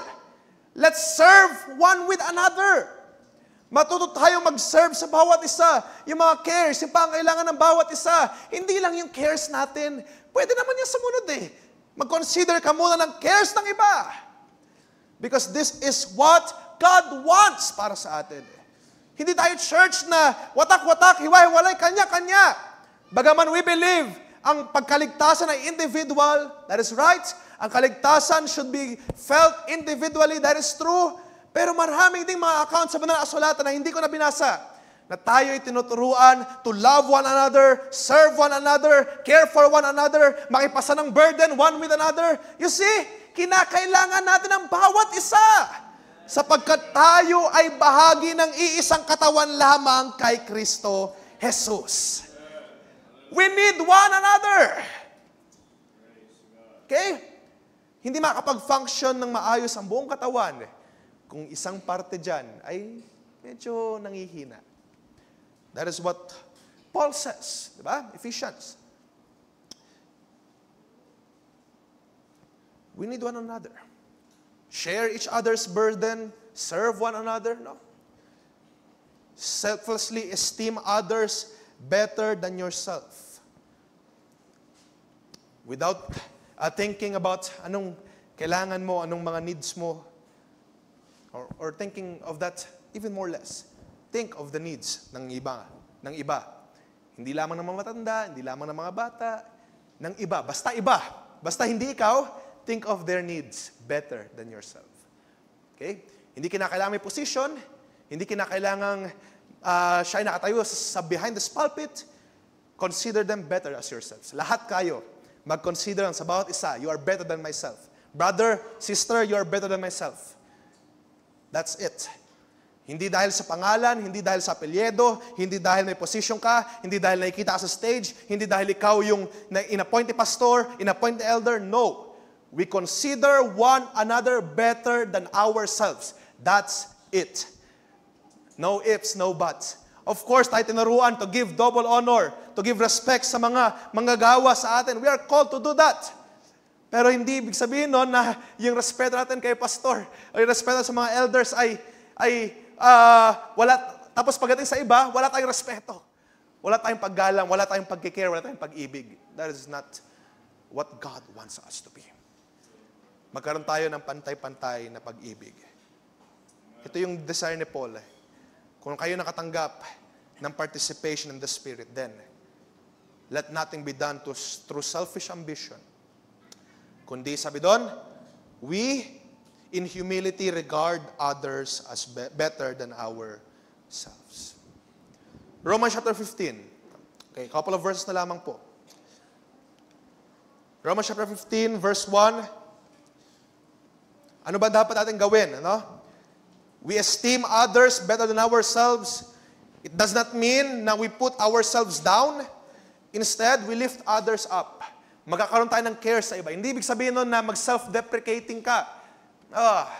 Ganito, ako, mababa talaga ako, sila mas malaki. No. But ang pagiging humble, it means only to give your focus, hindi sa sarili mo, but to others. They are more important. Yun yung concept. Yun yung ka-idea dito sa chapter 2 ng Philippians. Instead, sabi doon, we are not putting ourselves down, but instead we lift others up. Kaya nga merong mga talata sa Galatians, di ba? We share each other's burdens. At ang sabi pa nga doon, I think sa verse 2, sabi doon, we share each other's burdens, and in this, we obey the law of Christ. I think sabi doon sa Galatians chapter 6, verse 2. No, we should help others to do what is right and build up. Basahin natin ito sa 15, Romans. Verse 1. We who are strong have an obligation to bear with the failings of the weak and not to please ourselves. Let each of us please his neighbor for his good and to build him up. Amen ba kayo doon, kapatid? Don't please yourself. Don't make yourself important, but let each of us please his neighbor. One another. Walang pagtatangi ng tao. For building him up. Sabi sa verse 3, for Christ did not please himself, but as it is written, the reproaches of those who reproach you fell on me. Inari ni Kristo na lahat ng reproaches, lahat ng ng mga judgments ay inari niya. It's on me. Dahil sabi doon sa binasa natin sa Philippians, you are better. He regarded us more important. And sabi sa verse 4, for whatever was written in former days was written for our instruction, that through endurance and through the encouragement of the Scriptures, we might have hope. Amen. Tayo, instead of thinking of ourselves only, we should pursue na mag-serve one with another. Oh brother, sister, anong kailangan mo? What are your needs? Magkaroon tayo ng pake, magkaroon tayo ng care for one with another. We should pursue, sabi sa Romans, kakot ko na lang, Romans 14:9, we should pursue what makes for peace and mutual upbuilding.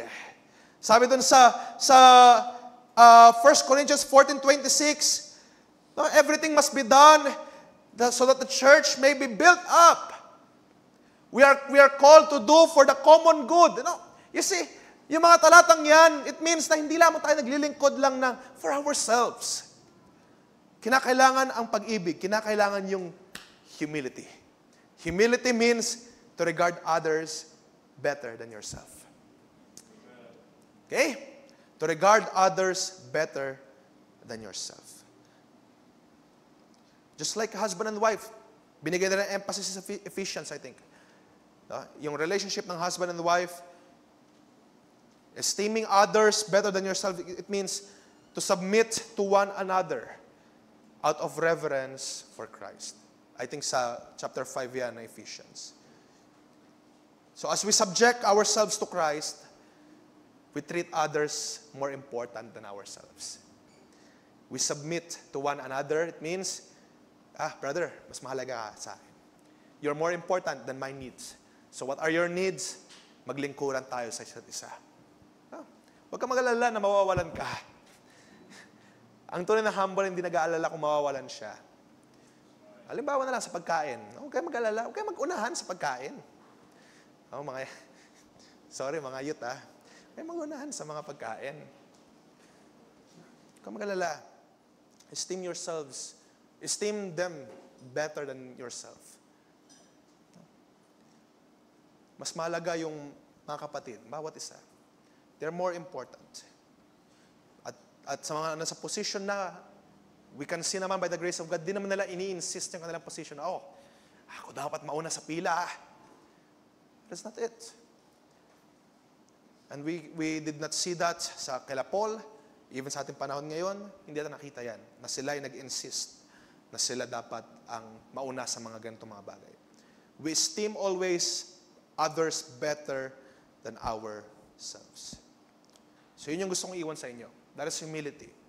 Hindi lamang yan puro self-deprecating, hindi lamang yan puro self-loathing or yung parang sabihin mo na, kawawa ako, mababa ako. Ang humility ay to give others more importance. Yung mga needs ng iba, mas mahalaga kaysa sa'yo. Yung mga pangangailangan ng iba, ay mas mahalaga. Humility is considering others. Hindi ito sapat, hindi humility yung inisat na yuko-yuko, or yung parang, yung nga sabi ko kanina, yung pagkukubli dahil humble ka, ayaw mong malaman ng iba na ganito ka, mayaman ka, or marami ka resources, etc. That is not humility. What humility is that you consider others more important, more significant than yourself. At yan ang tinuturo sa atin. Yan ang nais ni Pablo. If you have participation in the Spirit, fulfill my joy. At naniniwala ako ng lubos that God inspired him. Because this is what God wants. Tayo yung magmahalan sa bawat isa, to serve one another, ibigin ang bawat isa. We have the freedom now to do, sabi doon, wag gagawin ang mga gawa ng laman, but to serve one another with love. So mga kapatid, anong ating gagawin sa gabing ito? Are you humble? Are you humble? By the grace of God, we are. And ang humility na yan ay hindi na yung parang, may mas magaling naman, or may mas mayaman naman sa akin, or mayroong mas ganito, ganyan. That is not humility.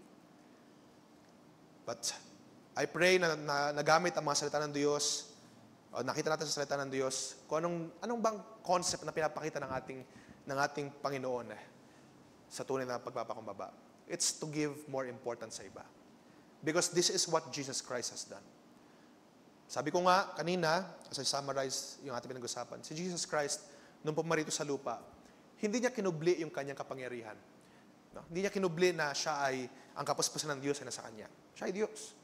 Hindi niya kinubli na siya ay nagpapagaling. He has done his part. And yet we call him humble. Hindi siya nagmayabak. Hindi siya nagmalaki na gantong kaya kong gawin. But he is doing his part according sa kalooban ng Diyos. And so should we, mga kapatid. Okay? So should we. Kung meron kang gifts and talents na sabihan ng Diyos, pinagkalooban ka, we believe that. Hindi tayo magpe-present ang ating mga sarili, but hayaan natin ng Diyos na gamitin tayo. Gagawa ang Diyos ng mga opportunity, mga pagkakataon na ikaw ay may sasalang sa mga ministry. Let God's will happen in your life. Huwag pipigilan na, mas magaling naman si Brother Jovit magtumugtog sa akin. No. Hindi ka nun. Let God's will happen in your life. At hayaan natin na tayo maging humble lang. Maging submissive sa kalooban ng Diyos. And of course, sabi ko nga, humility is not complete kung wala ang pag-consider sa iba. Considering others better than ourselves. So, mga kapatid, let's serve one another. By the grace of God, let's love one another. Magagawa ba natin yan? Magagawa mo ba yan as you face your sister or your brother sa kaliwa mo, sa kanan mo? May ibig ka ba itong brother na to? Itong sister na to sa likod may atraso to sa akin Can we serve them? Even though may mga nangyari sa nakalipas, can we still serve them, mga kapatid? Can we still love them? Hindi natin magagawa sa ating sarili. We can only do this by the grace of God. No? Mga atraso sa nakalipas, tapos na yun. Okay? Let God's forgiveness heal all the wounds. Let's love one another. Let's serve one another. Upang pagbalik ng ating Panginoong Kristo Jesus, as He approaches, sabi doon, we will meet Him in the air, in the clouds. Diba? Ang mga sumpungan niya, hindi watak-watak na church. Isang church na ni-unite because they are serving one another, they are living in love, one spirit, one mind, sa pamamagitan ng pag-ibig ng ating Panginoong Kristo Jesus. So I pray, yan ang ating maging kalagayan. I pray that we serve one another. Tayo mo ko at manalangin sa panandalian, mga kapatid. Dakila namin Diyos, kapasalamat kami sa kasimplihan ng iyong mga salita. Bayahan Lord, Ikaw ang siyang mag-lead, maggabay sa amin in true humility, to serving one another, through loving one another, through regarding one another, esteeming one another better than ourselves. Father God, patawarin mo kami sa aming mga selfish na buhay. Kung kami dati, O Diyos, ay iniisip namin na mas importante dapat kami, mas mahalaga dapat kami, Lord, forgive us in our selfishness. Bayaan, Lord, sa mga sandaling ito, we may be replaced with a new man, with a new life, with a new goal, na hindi para i-please lamang ang aming mga sarili o aming mga sariling pangailangan, but to please the others. And of course, Lord, most importantly, to please You, our Heavenly Father. Nais namin, O Diyos, mabigyan ka ng kaluguran. At wala ka ibang nais, O Diyos, kundi kami ay magmahalan, mag-ibigan, maglingkuran sa bawat isa. Kaya, Lord, ang aking dalangin, ito ang pasaganahin mo sa iglesyang ito, Lord. Na instead na magwawatak-watak, magiwahiwalay, na magkaroon ng mga sariling thinking o magkaroon ng mga sariling mga pangailangan lamang kanila mga i-please. Lord, i-build mo ang church na ito in love. I-build mo ang church na ito in serving one another. Na walang pagkatangi ng tao, whether may position o wala, whether brother or sister, bawat isa, Lord, bigyan mo ng same love, ng same care for one another. Bigyan mo kami, O Diyos, ng isang serving spirit na katulad ng nasumpungan namin sa iyo nung Ikaw ay naglinis ng paanan ng mga disciples. Lord Jesus, tulungan mo kami to have this same humility. Bigyan mo kami, O Diyos, ng ganitong pag-ibig na we do not mind at all ang aming mga pangailangan, but we mind others more important than ourselves. Bigyan mo kami, O Diyos, ng ganitong serving spirit.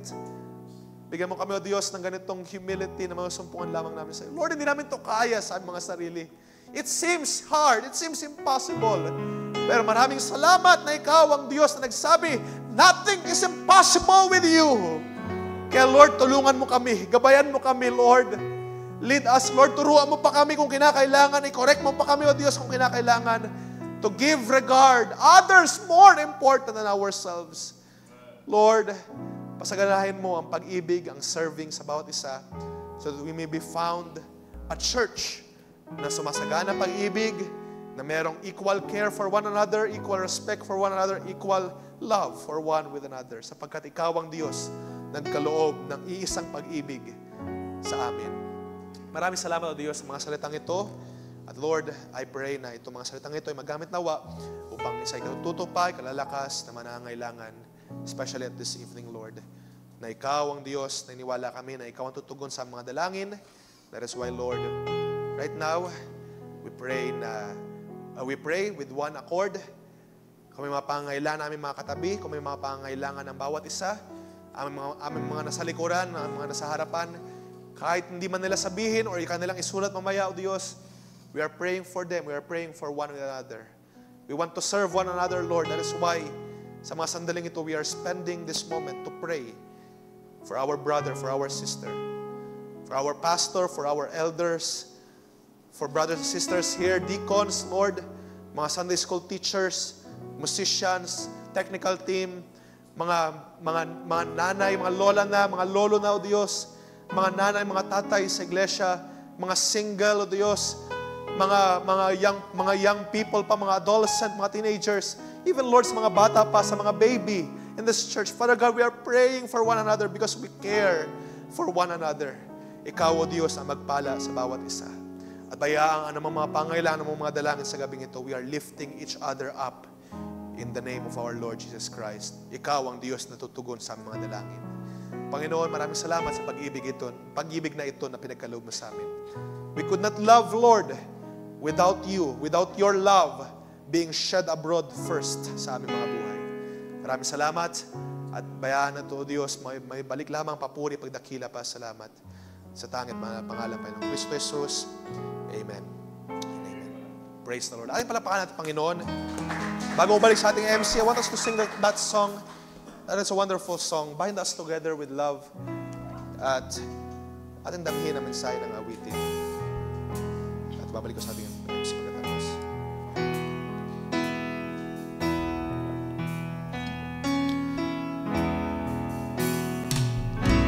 Bind us together, Lord. Bind us with cords that cannot be broken. Bind us together, Lord. Bind us together, Lord. Bind us together, Lord. Bind us together with love. Let's sing it once again. Bind us together, Lord. Yes, oh God. Yes, Lord. Bind us together, Lord. Bind us together, Lord. Bind us with cord that can't be broken. Yes, Lord God, bind us. God bless you, Brother Mark. Bind us together.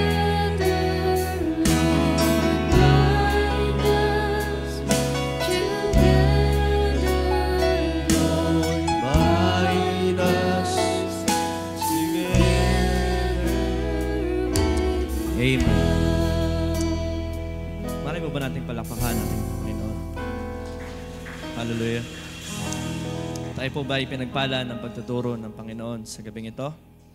Hallelujah. Salamat sa ating Panginoon na nagtuturo sa atin na huwag tayong maging makasarili. Nagtuturo tayo ng Panginoon sa gabing ito na i-consider natin ang bawat isa. Sapagat yan ang pag-iisip ng ating Panginoong Kristo Jesus. At sino sa inyo ang goal na magkaroon ng pag-iisip ng ating Panginoon? Amen. Then, napakainaw ng paalala sa gabing ito, consider others. Amen. At kanina, habang ako'y nakikinig, niisip ko, kung hindi nabigyan ng linaw sa atin sa gabing ito, ang tunay na kahulugan ng humility, marahil tayo pa rin ay nakakulong sa kaisipan na meron namang mas mahusay dyan. Kung ganun ang kaisipan ng humility, marahil walang tumutugtog, walang nag-MC, walang nagsasonglit. Pero sino nagpapasalamat dahil binigyan ng linaw ng ating Panginoong Diyos? Ng kahulugan ng humility ay hindi ang pagtingin kung ano yung kakulangan mo o yung sukat na meron ka, kundi ang mas tignan mo kung ano yung pangangailangan ng iyong kapatid. And lastly, sa gabing ito, napakainam ng paalala na tunay na kahulugan ng humility ay ang pag-ibig na mula sa ating Panginoon. Dahil yan ang unang in-express ng Panginoon doon sa krus ng Kalbaryo. Kaya niyang iligtas ng kanyang sarili. Pero sabi ng kasulatan, dahil sa pag-ibig, kapatid, hindi niya tinignan yung kanyang pagka-Diyos, kundi ito'y kanyang hinubad. At tinignan niya kung ano yung mas pangangailangan mo. Sino nagpapasalamat sa biyaya ng Diyos? Hallelujah. Tayo tinuturuan ng Panginoon. Hallelujah sa gabing ito. At kung nalalaman natin na nagkulang tayo sa kapatid man o sa ministry, isang paalala rin kanina. nariyan ang biyaya ng Diyos na gumagawa pa rin. Ang biyaya ng Diyos ay hindi pa tapos sa atin. Do you believe it, mga kapatid? Just do your part. Do your part. Minsan pa ating palakpakan ang ating Panginoon sa gabing ito. Hallelujah. Alam ko na tayo ipinagpala sa gabing ito. Tayo darako na sa mga request prayer. Meron po bang napaabot na mga request prayer? Kung wala. Ganyan pa man, sama natin sa dalangin ang mga nagpapagal para sa ating mga kaluluwa, ating mahal na pastor, mga ginagamit ng mga gagawa sa atin, sapagkat ito'y expression ng pag-ibig. You know, last time ang ating mahal na pastor ay nanghingi ng, hindi naman ito masama, ng support sa material. Pero I believe, mas higit na kailangan ng support sa spiritual ng mga taong tumatayo sa likod ng pulpit na ito. Magagawa ba natin isama sila sa dalangin sa gabing ito? Bawat isa inaanyayang tumayo. Hallelujah. At marahil awitin natin yung ating inawit kanina, Bind Us Together. At sino sa gabing ito nagde-desire pa na punuin pa siya ng pag-ibig sa Panginoon? Kayo ba ay nagde-desire, mga kapatid, na punuin pa ng pag-ibig ng Panginoon sa kanyang buhay? Then, if you desire, naniniwala ko lubos, ito ay magmamanifest sa kung paano natin bigyan ng regards, bigyan ng, i-consider ang bawat isa, hallelujah, bilang magkakapatid sa Panginoon. Hallelujah. Tayo mawid sa Panginoon. Hallelujah. Bind us together, Lord. Bind us together, Lord. Bind us with cord can be broken. Yes, Lord.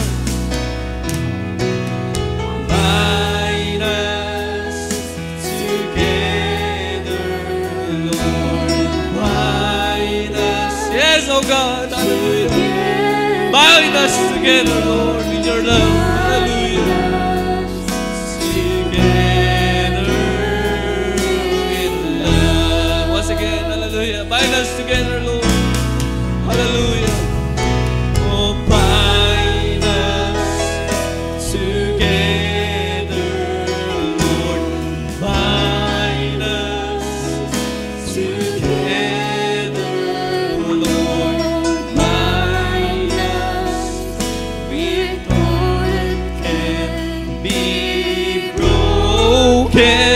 Amen. Hallelujah. Yes, Lord.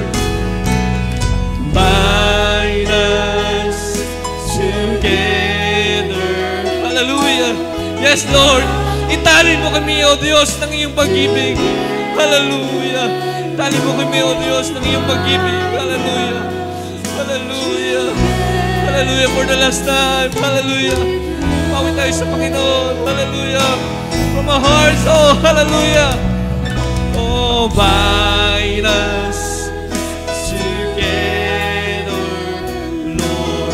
Bind us together, Lord. Bind us with cord that can be broken. Amen, amen. Oh, bind us together, Lord. Bind us together, Lord. Bind us together with love. Amen, Lord. Hallelujah. Oh, hallelujah. Oh God, bind us, Lord. Hallelujah. Itali mo kami, O Diyos, ng iyong pag-ibig, Panginoon. Yan ang aming nasa, hallelujah. Yan ang aming nasa ng aming mga puso, O Diyos, upang ang pag-ibig mo, O Diyos, ay mag-manifest sa bawat isa. O God, hallelujah, hallelujah. Na hindi namin tignan, hallelujah, ang aming mga kalagayan. O hallelujah, salamat, O Diyos, sa iyong pangungusap sa gabing ito, O Diyos. Na huwag namin tignan ang aming mga sarili. Na huwag kami magkaroon, hallelujah, ng reservation sa aming mga sarili. Kundi tingnan kung ano ang pangangailangan ng bawat isa, O Diyos. At hindi namin magagawa ang mga bagay na yan kundi kami tutulak ng iyong pag-ibig, O Diyos. Palapit sa isa't isa, O Diyos, bilang magkakapatid sa iyo. Hallelujah. O God, hallelujah. Salamat sa iyong pangungusap sa gabing ito. Salamat sa paglilinaw ng iyong salita, Panginoon. Salamat, hallelujah, sa liwanag ng iyong salita. Hallelujah, patungkol sa pagpapakumbaba, O Diyos. Hallelujah. Ipagpatawad mo, O Diyos, kung kami ay naging magmataas sa mga ilang panahon ng aming mga buhay. Kung aming inising ang aming sarili. Hallelujah. Sa halip na isipin kung anong makakatibay sa iyong katawan, O Diyos. Patawarin mo kami, Panginoon. Marami kaming pagkukulang sa iyo, O Diyos. Pero salamat, nandiyan ang iyong biyaya, Panginoon, na gumagawa sa amin. Kaya, Panginoon, wala kaming kayang iganti sa iyo, O Diyos, kundi luwalhatiin ka, papurihan ka, pasalamatan ka, Panginoon. Dahil sa kabila ng aming mga buhay, Panginoon, sa mga nakalipas na kami nagmalaki, Panginoon, di mo tinignan ang aming mga hinaan. Pero salamat, hallelujah, nariyan ka lagi, Panginoon, upang magpaalala sa amin. Gaya ng iyong ginawa, Panginoon, doon sa krus ng Kalbaryo. Salamat, O Diyos, dahil sa aming mga buhay, Panginoon, walang pag-asa. Lord, binigyan mo kami ng pag-asa sa pamamagitan ng pagtingin mo, hindi ng iyong sarili, kundi ng iyong mga anak na iyong iniibig. Salamat, O Diyos, sa gabing ito. Hallelujah. Tunay na pinuno mo, Panginoon, ang aming mga sisidlan. Kaya, Panginoon, tanggapin mo ang lahat ng kalulutian. Tanggapin mo ang lahat ng kapurihan, Panginoon. At kung may nakikita ka pa, Lord, ng mga pagkukulang pa sa amin, mga bagay na hindi pa namin kayang gawin, Lord, tulungan mo kami, Panginoon. Kung kami nagkukulang sa pag-ibig, O Diyos, kami lumalapit sa iyo, punuin mo kami, Panginoon, ng pag-ibig. Kumilos ka sa amin. Kung hindi pa namin naranasan ng pagkilos, ang pagbatang ng iyong Espiritu, O Diyos. O Lord, hallelujah. Kami humihiling sa gabing ito. Batakin mo ng iyong Espiritu ang aming mga puso. Basagin mo ang mga batong puso, O Diyos. At ayan, ang pag-ibig mo, O Diyos, ang mga ibabaw sa aming kalakitan. Hallelujah. Hallelujah. Maraming ginawa ang kaaway sa nakalipas, O Diyos. Napilit na magpasa hanggang ngayon, O Diyos. Sinisiksik niyo sa aming mga isipan. O God, ang mga bagay na ito, O Diyos, na hindi mainam sa iyong gawain, na iwasakin mo, O Diyos. Upang sa mga panahon na kami nagsasama-sama, walang anumang mga masasamang tinabay sa aming mga puso na magsama-sama, kundi kami, Lord, hallelujah, kaya kami nagkakasama-sama, O Diyos, dahil meron kami pag-ibig mula sa iyo at sa bawat isa, O Diyos. O God, hallelujah, salamat sa paalala mo, O Diyos, sa gabing ito. O Lord, all we pray, O God, ang greatest commandment mo, O Diyos, hallelujah, na mag-ibigan sa isa't isa, O Diyos. Yan ang aming ninanasa, O Diyos. Hallelujah. Marami kaming pagkukulang, O Diyos. Marami kaming kahinaan. Kaya naman, Panginoon, hallelujah, kami humihingi ng biyaya sa iyo, O Diyos, upang ikaw ay maluwalhati sa mga panahon na nagkakasama-sama kami. Na sa halip, Lord, hallelujah, kami ay magkaroon pa rin ng reservation sa aming sarili, Panginoon. Hallelujah. Na hindi regard o hindi consider ang pangangailangan o ang kahalagahan ng isa. Panginoon, hallelujah. Lord, tulungan mo kami na mawasak ang mga ganitong kaisipan sa aming kalagitnaan. At upang hayaan na ikaw, Panginoon, hallelujah, ay lubos na maitaas sa mga panahon na kami umaawit, kami nagpupuri na sama-sama sa iyo, Diyos. Hallelujah.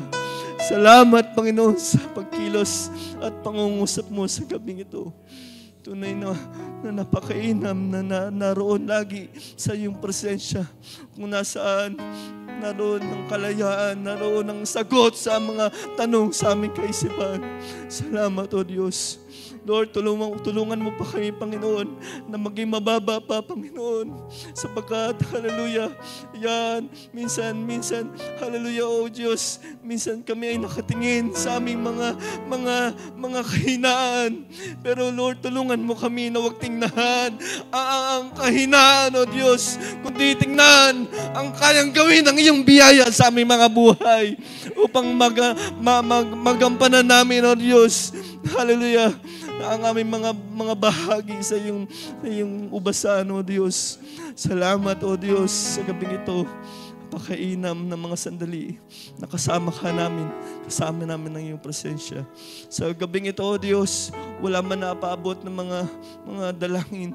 Pero ikaw ang nakakakita, Panginoon, ng pangangailangan ng bawat isa. Walang lingid sa iyong paningin, Panginoon. Kaya we believe, Panginoon, hallelujah. Ito, mga dalangin namin sa aming mga puso ay may katugunan sa iyo, O Diyos. Sapagkat ikaw ang Diyos, hallelujah, na tumutugon sa kanila. Hallelujah, na tumatawag sa iyo ng may pananampalataya. Kaya, Panginoon, ikaw ang umabot, Panginoon, sa aking mga kapatid na may dalangin sa kanilang mga puso sa gabing ito. Maging ang mga lingkod mo, O Diyos, na tinataya mo sa likod ng pulpitong ito, O Diyos. Hallelujah, ikaw nakakita, hallelujah, na sila rin naman, Panginoon, ay may mga pangangailangan sa kanilang mga sarili. May mga pangangailangan, may mga bagay na pangangailangan sa iyo, O Diyos, na mga pangangailangan ng wisdom ng iyong mga salita. Ikaw rin nakakita ng kahinaan nila, Panginoon. Kaya, Panginoon, aming silang dinadalangin sa iyo, O Diyos, sa gabing ito, mula sa aming mahal na pastor, mag-isa mga manggagawa na ginagamit mo sa likod ng pulpitong ito.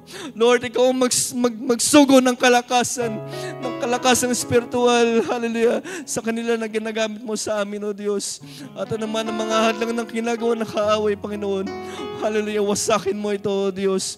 Ang mga bagay, Panginoon, hallelujah, na ginagawa ng Diablo, Panginoon, ay wasakin mo, Panginoon. At hayaan, Panginoon, gamitin mo ang aming mahal na pastor, 10 ng mga kamanggagawa sa iyong ubasan, O Diyos. Gamitin mo sila ng mightily, Panginoon, hallelujah, with inspiration na mula sa iyo, Panginoon, upang, hallelujah, ang iyong katawan, Panginoon, ay tumibay pa at lumago pa sa pananampalataya, O Diyos. Salamat sa gabing ito, Panginoon, sa iyong paggamit sa aming kapatid, Brother Tim, hallelujah. Pagpalain mo siya, O Diyos, hallelujah, kanyang buhay, Panginoon, na laging ibinibigay sa iyo, Panginoon. Ikaw ang mag-awad sa kanya, Panginoon, ng kalakasang spiritual at physical, Panginoon. Pagpalain mo siya sa 10 ng kanyang pamilya at hayaan, Panginoon, na sa pamamagitan niya, Panginoon, ikaw ay maitaas. Hallelujah, sa pamamagitan ng iyong mga lingkod na ginagamit mo, Panginoon. Hallelujah, kami ay lumago pa, Panginoon, sa pananampalataya. Lumago pa sa pagkaalam ng iyong kalooban sa aming mga buhay. At higit sa lahat, Panginoon, lahat ng kapurihan ay anihin mo, Panginoon, sa iyong mga lingkod na ginagamit mo, Panginoon, sa iyong katawan. Salamat, O Diyos, pagpalain mo rin naman, Panginoon, ang bawat bahagi ng gawain, Panginoon, nag-participate sa gabing ito. Hallelujah. At gaya ng aming inawit, Panginoon, gaya ng aming mga narinig, Panginoon, palaguin mo pa kami, Panginoon, sa pag-ibig, Panginoon, pag-ibig sa iyong gawain, Panginoon. Hallelujah, upang ikaw, Panginoon, ay lubos na maluwalhati, lubos na mabigyan ng kapurihan, Panginoon. Hallelujah. Salamat, O Diyos, sa gabing ito. Salamat sa iyong presensya, O Diyos. Salamat sa mga kapatid na narito at sa kanila nasa tahanan. Pagpalain mo ang bawat isa, O Diyos, at sa aming pag-uwi, Panginoon. Hallelujah. Ikaw, Lord, ang mag-ingat sa amin. At hayaan mo, O Diyos, ang mga bagay na aming tinagap ng mga pagpapalang spiritual ay aming iuwi, Panginoon. At hallelujah, hayaan mo, Lord, ang mga salita mo na aming narinig, Panginoon. Hallelujah. Tulungan mo kami, Panginoon, na mga bagay na tinanggap namin sa iyo, ay magawa namin, Panginoon. Not by our own ability, Panginoon, kundi by your grace, Panginoon, sa pamamagitan ng iyong biyaya, Panginoon. Hallelujah. Purihin ka, Panginoon. At sa iyo namin binabalik lahat ng kaluwalhatian, kapurihan at pasasalamat sa dakila at banal na pangalan ng ating Panginoong Kristo Jesus. Amen. At amen. Maaari po ba nating palakpahan ating Panginoon?